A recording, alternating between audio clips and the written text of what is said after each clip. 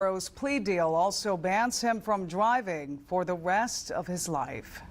All right, 10 months after Hurricane Maria, more than 500 buildings are still without power in Puerto Rico. Many blame the bankrupt Puerto Rico Power Company. Now, lawmakers are looking for answers, holding a hearing on Capitol Hill. Our Washington Bureau reporter Samantha-Jo is joining us live now at 5:33 in Washington, D.C. So, SJ, a lot of discussion about fraud and waste at the Power Authority today. Tell us more.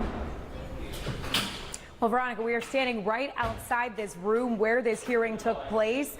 It just wrapped up moments ago. If you notice, you'll see some crews over here breaking down their equipment that they were using to broadcast the hearing.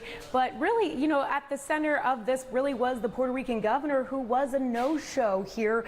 He was invited to participate, but he ended up not coming after a Twitter dispute with the chairman of the committee via Twitter last week. Now, at the center of this dispute, this tweet that has now been deleted.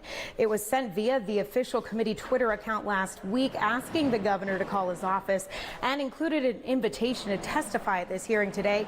The governor put out a statement to explain his absence that reads in part, "I do not appreciate your committee staff disparaging or demeaning members of my team, or trying to make me or my government look uncooperative or politically motivated. Puerto Rico faces too many challenges to endure baseless petty sniping from congressional aides." Now, lawmakers and the chairman of this committee were forced to acknowledge the governor's absence, although he did send in a written account of his testimony to the committee. Now, I caught up with Congressman Darren Soto, and I asked him if the hearing would have been more effective if the governor had testified.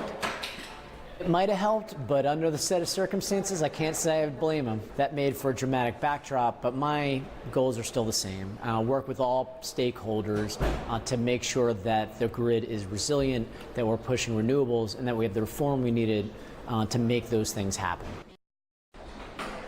Well, some members of this committee are considering legislation that would give more federal oversight to the government for the money that is allocated to the Puerto Rico electric utility. However, some members of this committee don't believe that any kind of legislation to do this oversight is necessary, and that includes Congressman Darren Soto.